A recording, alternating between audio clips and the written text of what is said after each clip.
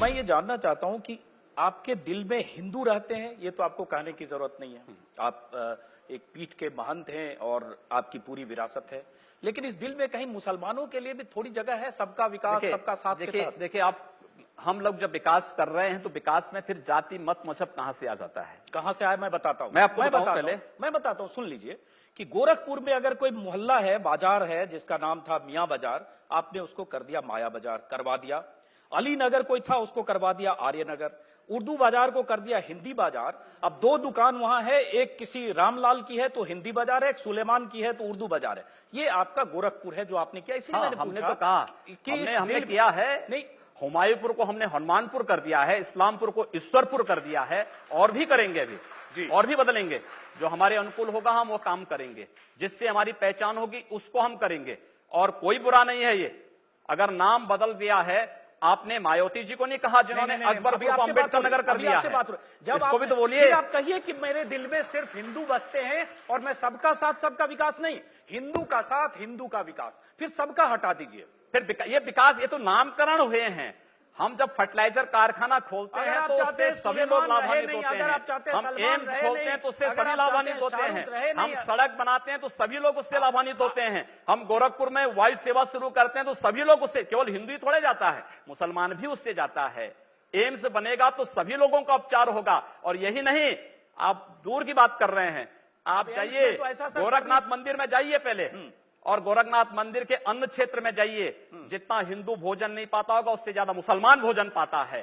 गोरखनाथ मंदिर के चिकित्सालय में जाइए, जितने हिंदुओं का उपचार नहीं होता होगा उससे ज्यादा मुसलमान उससे लाभान्वित होता है। क्या बात कर रहे हैं? चलिए, नहीं कोई बात नहीं कर रहा हूं मैं, तो जो आपने किया उसी की आपको बता रहा हूं। मैं बात कहां कर रहा हूं, मैं तो तथ्य पे बात करूं। एक मिनट आप, नहीं एक मिनट। अभी आपने कहा कि एम्स में सबका इलाज होगा, जाहिर होगा, वहां ऐसा कोई इंतजाम नहीं हो सकता। आखिर ये हम ही लोग तो करा रहे हैं, जाहिर है वहां ऐसा नहीं हो सकता कि दाढ़ी वाला देख के उसको कहीं और भेज दिया जाए, टीका वाला मैं कह रहा हूं ना, तो वहां भेदभाव कहां है?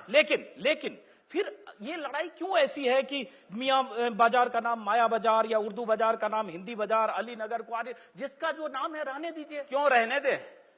नहीं, मैं जानना चाह रहा हूं, इसका तर्क मैं जानना चाह रहा हूं। क्यों रहने दे? हम जानना चाह रहा हूं इसका तर्क। कोई तर्क ये है कि यह देश पहले वह माया बाजार था, औरंगजेब के समय मियां बाजार हो गया। हमने कहा नहीं, इसको फिर से माया बाजार करो। इस्लामपुर नहीं था, पहले ईश्वरपुर था, इस्लामपुर जबरन कर दिया गया। हमने कहा फिर से ईश्वरपुर करो। तो ये जो हनुमानपुर था उसको हुमायूंपुर किया गया, फिर से हनुमानपुर किया गया। बहुत अच्छा, कोई बुरा नहीं किया।